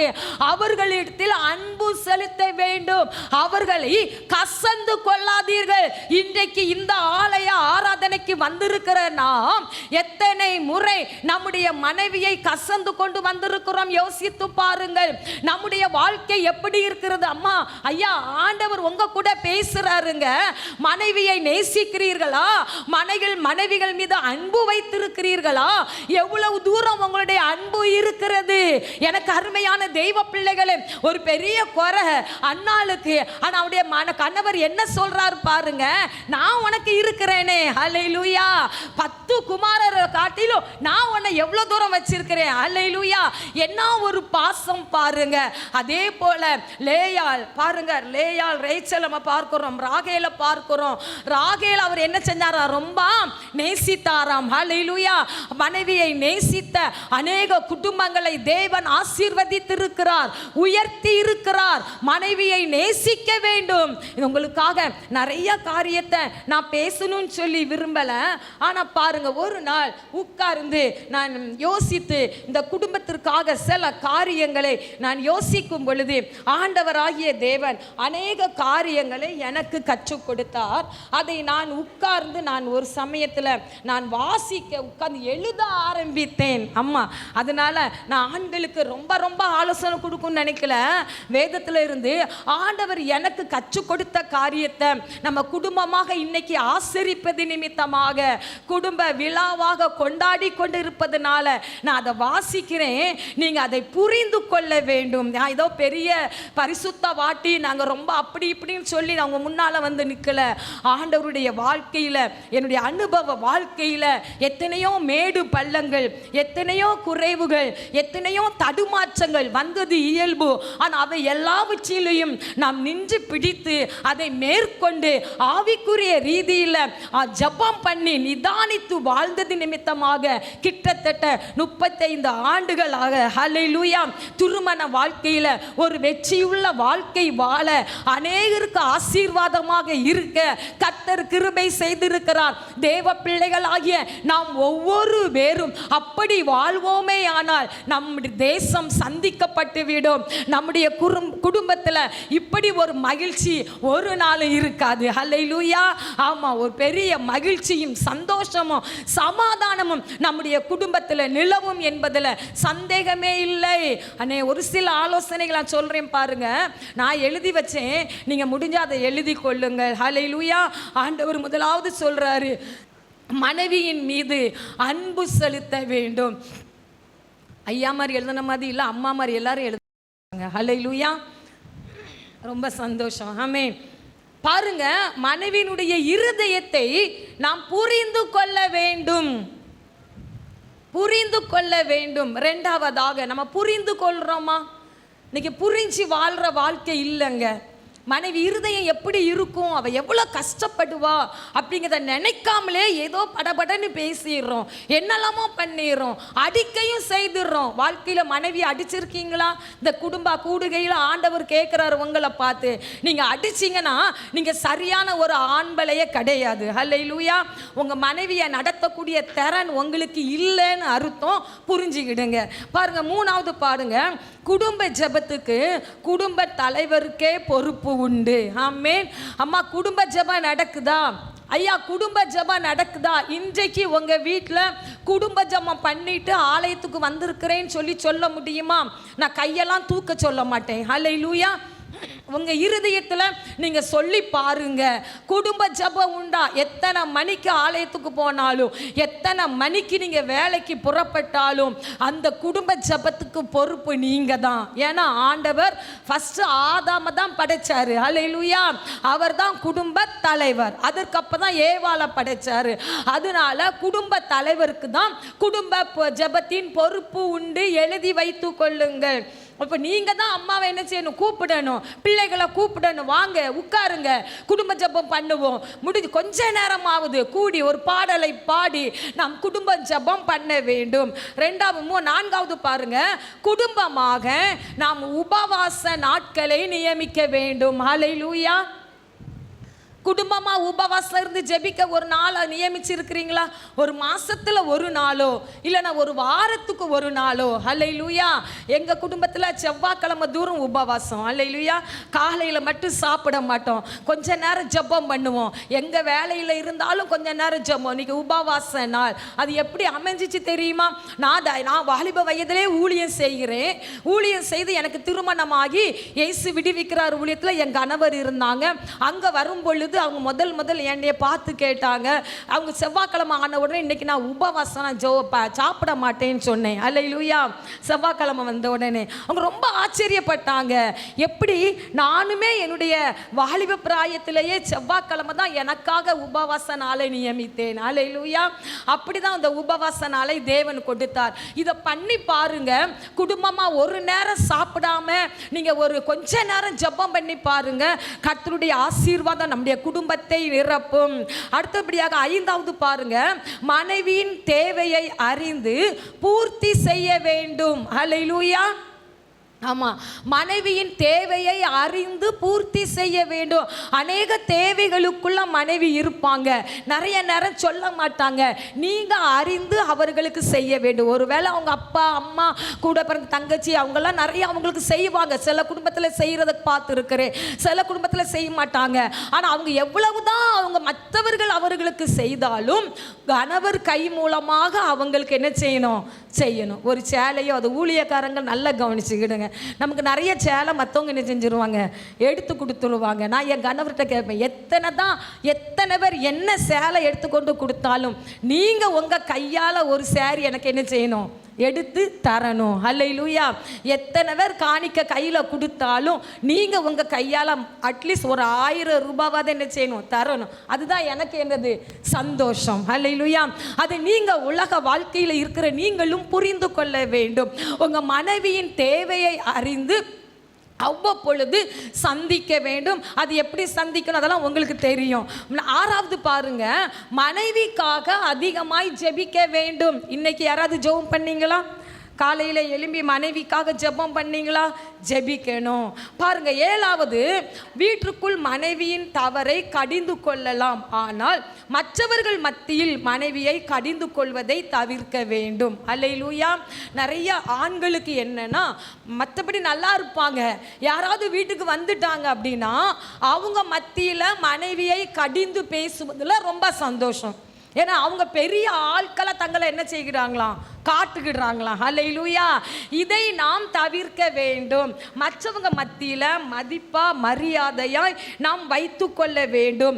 குடும்பத்தில் வரும் பிரச்சனையை ஒரு நாளுக்கு மேலாக நீடிக்க விடக்கூடாது. அல்லேலூயா.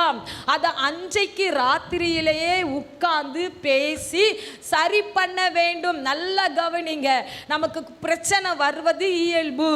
இதில் நம்ம ஒருவருக்கு என்ன செய்ய மாட்டோம், பேச மாட்டோம், அப்படியே இருப்போம். அது ஒரு நாள் ஆகும், இப்போ 2 நாள் ஆகும், 2வது நாள் இன்னும் அதிகரிக்கும். அம்மாவுக்கு வேகம் இன்னும் என்ன செய்யுதோ அதிகரிச்சுக்கிட்டே இருக்கும், ஐயாவுக்கு வேகம் அதிகரிக்கும். இந்த வேகமானது ஒவ்வொரு நாள் கடந்து போக அவங்க இருதயத்தில் அவங்க சரீரத்தில் வியாதியை பலவீனத்தை கொண்டு வரும். இன்னும் உங்களுக்கு தெரியுமா, இந்த வேதனையை கடந்து போகாமல் இருப்பது நிமித்தமாக அநேக தேவையற்ற தீர்மானங்களை எடுத்து தற்கொலைக்கு சென்ற குடும்பத்தினரும் இருக்கிறார்கள். அல்லேலூயா. அல்லேலூயா.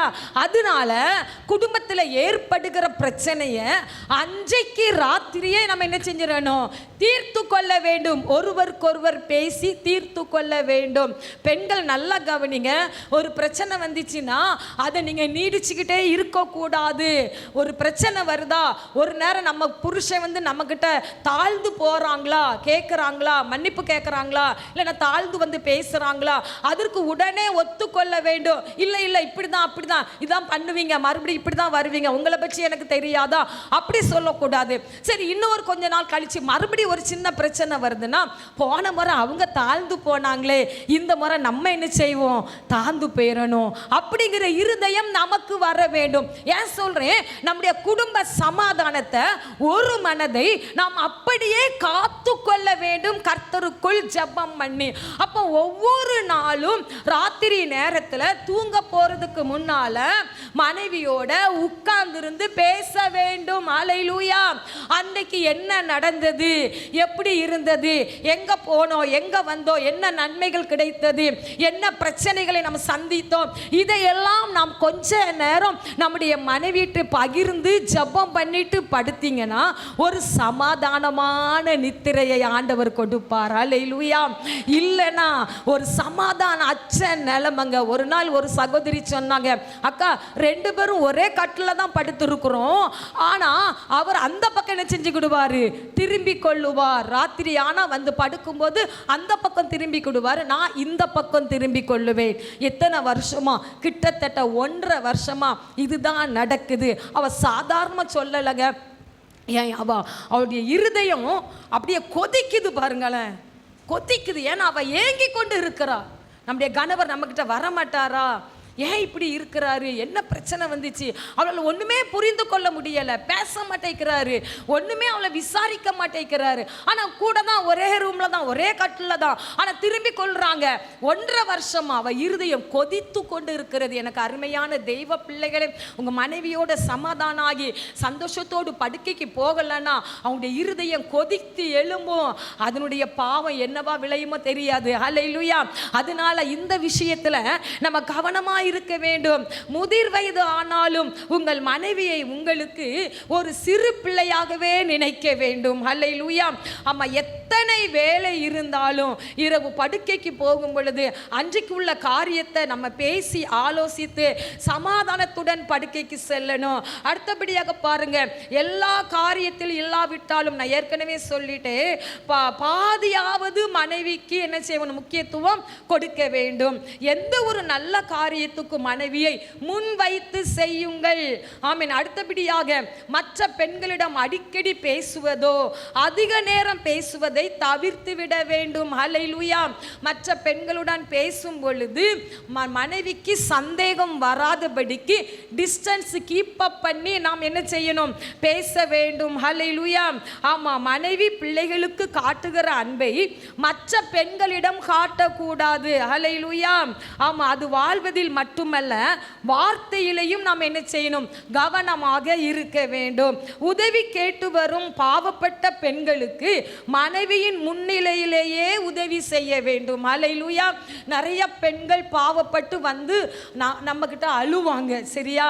புருஷன் நிறைய ஆண்கள்கிட்ட வந்து அழுவாங்க. ஆண்களுடைய இருதயம் எப்படி இருக்குன்னா, அவங்க அழுத உடனே அவங்க உள்ள என்ன செஞ்சிடும், அப்படியே பரிதாபப்பட்டுரும். உடனே அவங்க என்ன செய்ய, அள்ளி கொடுத்துருவாங்க. இதனால பாதிக்கப்பட்ட அநேக குடும்பங்கள் இருக்கிறது. இதனால பிரிந்து போன அநேக குடும்பங்கள் இருக்கிறது. ஹல்லேலூயா. அதனால தான் ஆண்டவர் நமக்கு கற்றுக் கொடுக்கிறார், எந்த பெண்களுக்கு உதவி செய்தாலும் நம்முடைய மனைவியின் முன்னிலையில் தான் செய்ய வேண்டும். மறைமுகமா எதையும் செய்யக்கூடாது. அப்படி செய்தால் தேவனுக்கு விரோதமாக நாம் பாவம் செய்கிறோம் என்பதை நீங்கள் மறந்துவிடக் கூடாது. பாருங்க, அது மட்டும் இல்ல, ஆமீன், ஹல்லேலூயா, சத்தமாக பேசி மற்றவர்களுக்கு கேட்கும்படி கோபப்படக்கூடாது. நிறைய நேரங்களில் நம்ம என்ன செய்கிறோம், சாட்சியை இழந்து போய் விடுகிறோம். அக்கம் பக்கத்து வீட்டார் மத்தியில் சாட்சியை இழந்து போய் விடுகிறோம். சத்தமாய் பேசுவதை நாம் குறைத்து கொள்ள வேண்டும். அம்மாட்ட பேசிக்கிட்டு இருந்தேன் நேற்று முந்தினால. அம்மாட்ட நான் சில காரியங்கள் கேட்டேன், உங்கள் திருமணம்லாம் எப்படி நடந்துச்சு அப்படின்னு சொல்லி. நம்ம பாஸ்டர் அம்மா சொன்னாங்க, முதல்ல திருமணம் நடந்த எல்லா ஆயத்தங்களும் பண்ணும்போது என் கணவரை பார்த்து ஒரு வார்த்தை சொன்னேன், சத்தமாகவே என்ன செய்யக்கூடாது, பேசக்கூடாது. அல்லேலூயா. எனக்கு இன்னொரு ஆச்சரியம், அம்மா கிட்ட நான் சத்தமாக பேசுறதை நான் பார்க்கவே இல்லை. அல்லேலூயா. அவங்க அதே சவுண்டு தான், அதே டோனில் தான் பேசுகிறாங்க. நான் சொன்னேன், இப்படி தான் நீங்கள் பேசுவீங்களா, உங்களுக்கு இதுக்கு மேலே சத்தமே உங்களால் உயராதான்னு சொல்லி கேட்டேன். அல்லேலூயா.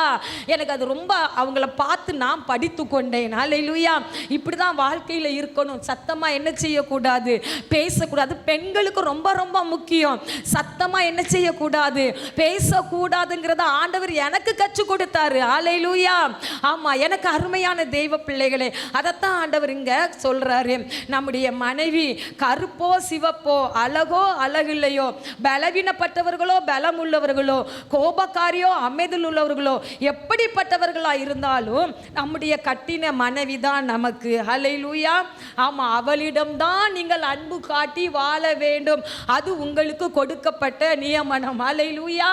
ஆமா, ஆண்டவர் நமக்கு தந்த மனைவியை நம்ம அவ அப்படி இருக்கா இப்படி இருக்கான்னு சொல்லி அவளை உதாசீனப்படுத்தக்கூடாது. அதே போல மனைவிகளும் நம்முடைய கணவர் எப்படிப்பட்டவர்களா இருந்தாலும், அவருக்கு கருப்பா இருக்காங்களோ சிவப்பா இருக்காங்களோ அழகா இருக்காங்களோ அழகு இல்லாம இருக்காங்களோ, நல்ல அந்தஸ்து உள்ளவர்களோ அந்தஸ்து குறைவானவர்களோ, படித்தவர்களோ பட்டம் பெறாதவர்களோ, நல்ல பண வசதி உள்ளவர்களோ பண வசதி இல்லாதவர்களோ, எப்படிப்பட்டவர்களா இருந்தாலும் நம்முடைய கணவரை நாம் மதித்து அவர்களோடு கூட அன்பாக இருக்க வேண்டும். ஹல்லேலூயா. அவர்களுக்கு கொடுக்க வேண்டிய கனத்தையும் மதிப்பையும் நாம் கொடுக்க வேண்டும். நீதிமொழிகள் கடைசி அதிகாரத்தில் ஒரு வசனம் உண்டு, எனக்கு ரொம்ப பிடிச்ச வசனம். நேரம் ஆயிடுச்சு, முடிக்க போறேன். அப்படிப்பட்ட ஒரு புருஷன், நல்ல ஒரு குணசாலியான பெண்ணுக்கு அப்படி கிடைக்கப்பட்ட ஒரு புருஷன் நாம் ஒரு குணசாலியா இருப்போமையானால் அவர் எங்க இருப்பாரான்னு தெரியுமா? தெரியுமா? அவங்களுடைய பட்டணத்தின் வாசல்ல அதிபதிகளோட உட்கார்ந்து இருப்பார்களாம். ஹல்லேலூயா. ஆமா ஐயா, நல்ல கவனிங்க. படிச்சவங்களா இருக்கலாம், படிக்காதவங்களா இருக்கலாம், எப்படிப்பட்டவங்களா இருந்தாலும், ரொம்ப ஞானம் உள்ளவங்களா இருக்கலாம், ஞானம் குறைவுள்ளவர்களா இருக்கலாம். ஆனா ஒரு குணசாலியான பெண், நல்ல ஒரு குணசாலியான ஒரு வாழ்க்கை வாழ்வாளையானால் அந்த கணவரை ஆண்டவர் உயர்த்தி ஆசீர்வதிப்பார், உன்னதமான இடத்துல கொண்டு போய் உட்கார வைப்பார். ஹல்லேலூயா, ஹல்லேலூயா.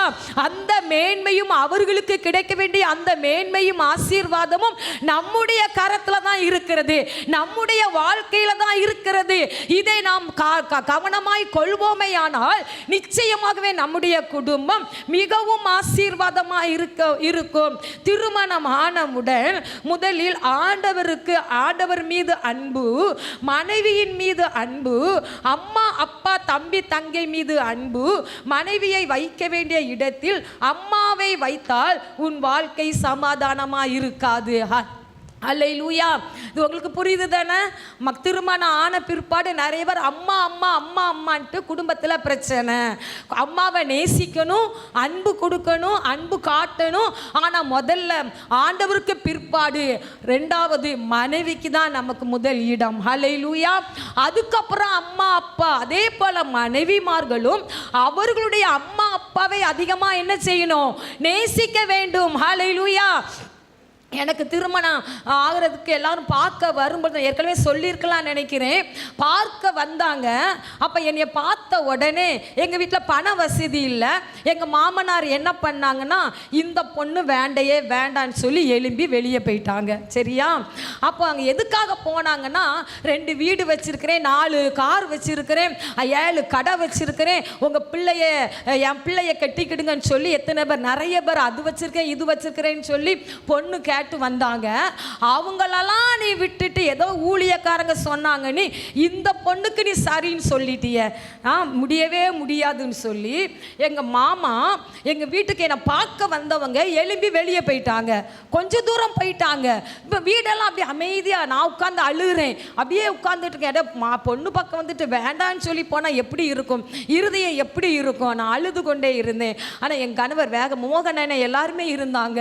அப்போ என் கணவர் வேகமாக எழும்பி ஓடி போய் கொஞ்சம் தூரம் ஓடிட்டாங்க. எங்க மாமனார் ஓடி போய், வாங்கப்பா ஆண்டவர் எனக்கு சொல்லிட்டாரு, அதனால நான் சரின்னு சொல்லியிருக்கிறேன், ஆண்டவர் நடத்துவார், கவலைப்படாதீங்கன்னு சொன்னோன்னு எங்க மாமா சொன்னாங்க, உன் கல்யாணத்துக்கோ உனக்கோ ஒரு பைசா நான் என்ன செய்ய மாட்டேன், தர மாட்டேன், நீனே உன் வாழ்க்கையை பார்த்துக்கணும்னு. நாங்கள் எனக்கு ஆண்டவர் தருவார்ப்பா, நீங்கள் அம்மா அப்பாங்கிற பேருக்கு நீங்கள் முன்னால் நின்று நீங்கள் நடத்துனீங்கன்னா போதும்னு சொல்லி கூட்டிகிட்டு வந்தாங்க. பாருங்க, அன்னைக்கு நான் உட்காந்து யோசித்தேன், ஏசப்பா எங்க மாமனார் மாமியாரை பார்க்க வேண்டிய கடமை ஏன் கடமை. ஹல்லேலூயா. என்ன ஆனாலும் பரவாயில்ல, அவங்க கடைசியில் என்கிட்ட தான் இருக்கணும், நான் தான் அவங்கள கவனிக்கணும், என்ன அவங்கள நேசிக்கணும், நான் அவங்கள நேசிக்கணும், என் மேலே ஒரு பெரிய அன்பு வர்ற மாதிரி நான் நடந்து கொள்றதுக்கு எனக்கு உதவி செய்யுங்கன்னு அன்னைக்கு நான் ஜெபம் பண்ணேன். ஹல்லேலூயா. ஆமாம், என்ன நடந்துச்சு தெரியுமா? கடைசியில் எங்கள் மகமனார் படுக்கையில் இருக்கும் பொழுது அவங்க மகன் பேர் கூட மறந்துச்சு. ஹல்லேலூயா. ஆமாம், அவங்க மகன் பேர் மறந்துச்சு, எல்லாரும் பேரும் மறந்துச்சு. ஒரு பேர் தான் தன்னறிவில்லாம சில வாயில வந்துகிட்டே இருந்தது, என் பேர் மட்டும்தான். எம்மா பியூலா, எம்மா பியூலா, வாமா தண்ணி ஊத்துமா, பால் ஊத்துமா. நான் கேட்பேன், மாமா உங்களுக்கு அது வேணுமா, இது வேணுமா, அது குடுமா, இது குடுமா. மற்ற பேரெல்லாம் மறந்துச்சு, என் பேர் மட்டும்தான் ஞாபகத்தில் இருந்தது. ஹல்லேலூயா. ஆமா, நான் தான் அவங்கள தடவி கொடுத்து, நாங்கெல்லாம் நல்லா இருக்கோம் மாமா, சந்தோஷமா இருக்கிறோம், 96 வயசு, நீங்க சந்தோஷமா ஏசப்பாட்ட போங்கன்னு சொன்னேன். முழு இருதயத்தோடு எங்களை ஆசீர்வதித்து விட்டு கண்களை மூடினார்கள். ஹல்லேலூயா. எனக்கு அருமையான தெய்வ பிள்ளைகளை, ஒவ்வொரு பெண்களும் அவங்க தாய் தகப்பனார, நம்முடைய கணவருடைய தாய் தகப்பனார நல்லா நேசிப்பீங்க. சில நேரம் அவங்கெல்லாம் நமக்கு பிடிக்காத காரியத்தை தான் செய்வாங்க. ஹல்லேலூயா. அவங்க வயதானவங்க, அவங்க செய்யறதுக்கு கரெக்டாக இருந்தாலும் நமக்கு என்ன செய்யாது, பிடிக்காது. ஆனால் நம்ம அவங்கள என்ன செய்யணும், சரி வயதானவங்க, அவங்க அவங்க தானே பேசுறாங்க, அவங்க தானே செய்யறாங்க, அதுல என்ன இருக்குது? கொஞ்ச நாளைக்கு பேசுவாங்க, பரவாயில்ல, நான் முழுமையுமாய் அவர்களை என்ன செய்ய வேண்டும்? நேசிக்க வேண்டும். இப்படியாக ஹல்லேலூயா நம்முடைய வாழ்க்கையை நாம் அமைத்துக் கொள்வோமேயானால் நிச்சயமாக ஒரு வெற்றியுள்ள ஒரு குடும்ப வாழ்க்கையை வாழ்வதற்கு கர்த்தர் நமக்கு உதவி செய்வார். ஹல்லேலூயா, அல்லேலூயா. எனக்கு அருமையான தெய்வ பிள்ளைகளே, ஆண்டவராகிய தேவன் ஒரு சாராளை ஆசீர்வதித்தது போல நம்மை ஆசீர்வதிக்க கர்த்தர் நம் மத்தியில் இறங்கி வந்திருக்கிறார். அல்லேலூயா.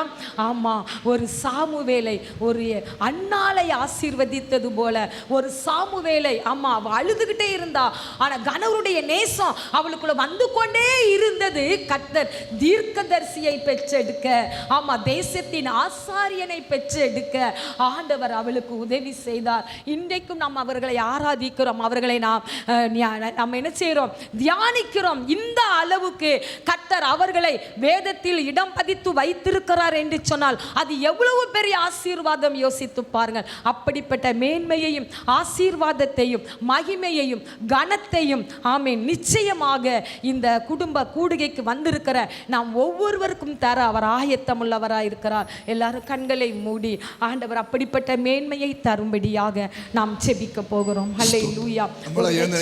குடும்ப வாழ்க்கை வாழ கர்த்தர் கிருபை செய்யும்படியாக ஆமென் நாம் செபிக்க போகிறோம். ஒரு நிமிடம் மாத்திரம் ஜெபம் பண்ணி முடிப்போம். ஹல்லேலூயா, ஹல்லேலூயா. அப்பா உம்மை துதிக்கிறோம் ஐயா. ஏசப்பா என் கூட பேசி இருக்கிறாங்க, என் குடும்பத்துக்காக பேசி இருக்கிறாங்க, எனக்காக பேசி இருக்காங்கன்னு சொல்லி எத்தனை பேர் நீங்க உணர்ந்திருக்கிறீங்க? எத்தனை பேரோடு ஆண்டவர் பேசி இருக்கிறார்? உண்மையா உங்க கரங்களை தூக்கி காண்பித்து விட்டு கீழே போட்டுருங்க. உங்க கரங்களை தூக்கி காண்பித்து விட்டு ஹல்லேலூயா. இனிமேல் நம்முடைய குடும்பங்களுக்குள்ள எந்த ஒரு விரிசலும் வரக்கூடாது. இனிமேல் நம்முடைய குடும்பங்களுக்குள்ள எந்த ஒரு பிரச்சனையும் வரக்கூடாது. ஹல்லேலூயா, ஹல்லேலூயா, ஹல்லேலூயா. ஏசப்பா எனக்கு உதவி செய்யுங்கப்பான்னு சொல்லி கேளுங்க. எனக்கு நீங்க கற்றுக் கொடுத்த நல்ல இந்த பாடங்களுக்காக ஸ்தோத்திரம் ஐயா. நல்ல ஆலோசனைகளுக்காக ஸ்தோத்திரம் ஆண்டவரே. எங்க குடும்பத்தை நீங்க தெரிந்தெடுத்திருக்கிறீங்க, எங்க குடும்பத்தின் மீது நீங்க மிகுந்த அன்பு வச்சிருக்கிறீங்கப்பா. அதனால தான் எங்க கூட பேசி இருக்கீங்க ஆண்டவரே. இந்த காரியங்களுக்கு கீழ்ப்படிந்து நடக்க ஒரு வெற்றியுள்ள குடும்ப வாழ்க்கை வாழ என் தேவன் எங்களுக்கு உதவி செய்வீராக. எனக்கு கொடுத்த மனைவியை நான் நேசிப்பேன், எனக்கு கொடுத்த என் கணவர் மீது ஆமென் ஒரு மதிப்பு மரியாதை வைப்பேன். நீங்க ஜெபம் பண்ணுங்க, ஜெபம் பண்ணுங்க. ஹல்லேலூயா, ஹல்லேலூயா. உங்க சந்ததியை ஆண்டவராகிய தேவன் உயர்த்தி மகிமைப்படுத்துவாருங்க. ஒரு சாராளை உயர்த்தினது போல, ஒரு சாமுவேலை உயர்த்தினது போல தேவன் உயர்த்துவார், ஆசீர்வதிப்பார், மகிமைப்படுவார். ஹல்லேலூயா. ஒரு விசை சத்தத்தை உயர்த்தி ஜெபம் பண்ணுவோமா? ஏசப்பா ஜெபம் பண்ணுங்க, ஜெபம் பண்ணுங்க. எங்களுடைய காணப்படுகிற இந்த குறைகள் எல்லாம் மறையட்டும் ஐயா. இந்த குறைவுகளை நிறைவாக்குங்க ஆண்டவரே. நான் ஒரு குறை உள்ளவளா இருக்கிறேன் அப்பா, நான் ஒரு குறை உள்ளவனா இருக்கிறேன் ஆண்டவரே. என் தேவன் எங்களுக்கு உதவி செய்வீராக. எங்களால இப்படி வாழ முடியாது ஆண்டவரே, நீர் எங்களுக்கு உதவி செய்வீரானால் அப்பா இப்படி வாழ எங்களால முடியும். வெற்றி உள்ள வாழ்க்கை வாழ எங்களால முடியும் ஆண்டவரே. நீ கற்றுக் கொடுத்தீரப்பா, இதற்கு அப்படியே கீழ்ப்படுகிறேன் ஆண்டவரே. ஒரா மதுரல ரபா ஷகா மதுரல பக்கரபா. உங்க கரத்துல கரங்களை உயர்த்தி நல்ல ஒரு செய்தியை கேட்டிருக்கிறோம். ஆண்டவர் இந்த மாதமும் கடந்த மாதமும் குடும்பத்தின் மேல தம்முடைய கிருபையை ஊற்றி கொண்டிருக்கிறார், கரிசனை வைத்திருக்கிறார். விசேஷமாய் உங்கள் குடும்பங்கள் அவருடைய பார்வையில் விலையேற பெற்றதாய் இருக்கிறது. பரலோகத்திலும் பூலோகத்திலும் உள்ள எல்லா குடும்பத்துக்கும் அவர் ஒருவரே நாமக்காரராய் இருக்கிறார். உங்க குடும்பத்தில் பல பிரச்சனைகள், பல போராட்டங்கள், பல கஷ்டங்கள் இருக்கலாம். எல்லாவற்றையும் கர்த்தருடைய பாதத்தில் வச்சிருக்க சொல்லுங்க, ஆண்டவரே நீ கட்டுங்கப்பா, என்னை கண்ட்ரோல் பண்ணுங்க ஆண்டவரே, என்னை சரிப்படுத்துங்கப்பா. இந்த ஒரு முறை தான் எங்கள் உலகத்தில் வாழ போறோம் ஆண்டவரே. இந்த ஒரு முறை தான் எங்களுக்கு குடும்பம் உண்டு ஆண்டவரே. ஆகையால நீர் கொடுத்த இந்த குடும்ப வாழ்க்கையை நாங்கள் இன்னும் சீர்படுத்தி, ஸ்திரப்படுத்தி, பலப்படுத்தி, நிலைநிறுத்த ஆண்களுக்கும் பெண்களுக்கும் வாலிபருக்கும் வாலிப பிள்ளைகளுக்கும் வயதான மக்களுக்கும் நீ கிருபை செய்யன்னு கேளுங்க, கை உயர்த்தி கேளுங்க. எங்க குடும்பம் ஒரு ஆசீர்வாதமா இருக்கணும்ப்பா. எங்கள் குடும்பத்தை விசாரிக்கும் போது அங்க ஒரு குறை இருக்கக்கூடாது ஆண்டவரே. இயேசுவே, இன்னும் எங்களை பலப்படுத்துங்க, எங்களை பலப்படுத்துங்க, எங்களை பலப்படுத்துங்க. கேளுங்க, வாய் திறந்து கேளுங்க. பிதாவே, உம்முடைய குமாரன் இயேசுவின் நாமத்திலே உமக்கு நன்றி. இந்த மன மகிழ்ச்சியான இந்த நல்ல காலை நேரத்தில் குடும்ப திருவிழாவுக்கு வந்த ஒவ்வொரு சகோதரனுக்காய் சகோதரிக்காய் நாங்கள் செபித்து ஸ்தோத்திரிக்கிறோம். ஆண்டவரே, இவர்கள் கற்பத்தில் இருக்கும் போதே, இந்த உலகத்தில் பிறக்கும் போதே நீ தெரிந்து கொண்டபடினாலே இந்த பிள்ளைகளை இந்த ஆலயத்தில் கூட்டிக் கொண்டு வந்து அவருடைய குடும்பங்களை எப்படி கட்டி எழுப்ப வேண்டும் என்பதை நீ சரியாய் சொல்லி கொடுத்திருப்பதற்காய் உமக்கு ஸ்தோத்திரம். இதை கேட்ட ஒவ்வொரு பிள்ளைகளையும் நீதாமே கிருபையாய் நடத்துவீராக. திருவசனத்தை கேட்கிறவர்களாய் மாத்திரமல்ல, அதன்படி செய்கிறவர்களாய் மாற உதவி செய்யும் ஆண்டவரே. ஒவ்வொரு குடும்பமும் இஸ்ரவேலிலே அடையாளங்களாகவும் அற்புதங்களாய் இருக்கணும் ஆண்டவரே. கர்த்தர் உதவி செய்யும்.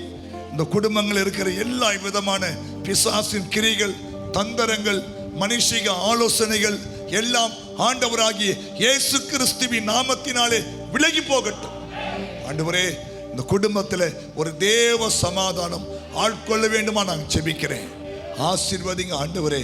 இந்த வேளையில கூட வியாதியோடு, துன்பங்களோடு, கஷ்டத்தோடு, கண்ணீரோடு கூட வந்திருக்கிற மக்களுக்கு என் தேவனுடைய தயவுள்ள கரம் ஒரு உதவி செய்யும்படியா சோமன்றப்பா. ஆண்டவரே, அப்பா, உங்களை விட எங்களுக்கு வேற யாருமே இல்லை ஆண்டவரே. ஆண்டவரே ஸ்தோத்திரம், ஆண்டவரே ஸ்தோத்திரம் ஆண்டவரே. அப்பா, இந்த பிள்ளைகளுக்கு நீர் உதவி செய்வீராக. திக்கற்ற பிள்ளைகளுக்கும் விதவை ஏழைகளுக்கெல்லாம் நீ நல்லவராய் இருக்கிறபடினாலே இந்த பிள்ளைகளுக்கு நீ நன்மை செய்யும்படியா செபிக்கிறேன். இந்த வாரம் முழுவதும் அவளை கண்மணி போல காத்துக்கொள்ளுங்க ஆண்டவரே. கரம் பிடிச்சு நடத்துங்க ஆண்டவரே. ஒரு தெய்வம் சந்தோஷம் உண்டாகட்டும் ஆண்டவரே. கர்த்தர்கள் எப்போதும் சந்தோஷமா இருக்க உதவி செய்யும். ஆசீர்வதியும். செய்தி கொடுத்த சகோதரி மேலேயும் உங்களுடைய கிருபை இருக்கும்படியா செபிக்கிறேன். தொடர்ந்து நடக்கிற 2வது ஆராதனை, மாலை ஆராதனையில கூட குடும்பமாய் கலந்து கொண்டு இன்னும் குடும்ப ஆண்டவரே குடும்ப ஆசீர்வாதங்களை நாங்கள் பெற உதவி செய். ஆசீர்வதியும். ஆண்டவராகிய இயேசு கிறிஸ்து மூலம் ஜெபிக்கிறோம் பிதாவே. என் ஆத்துமாவே கர்த்தரே ஸ்தோத்திரி.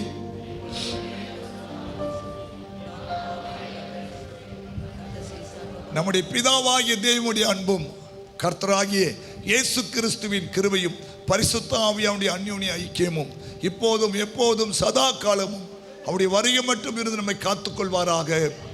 ஆமென். ஹல்லேலூயா.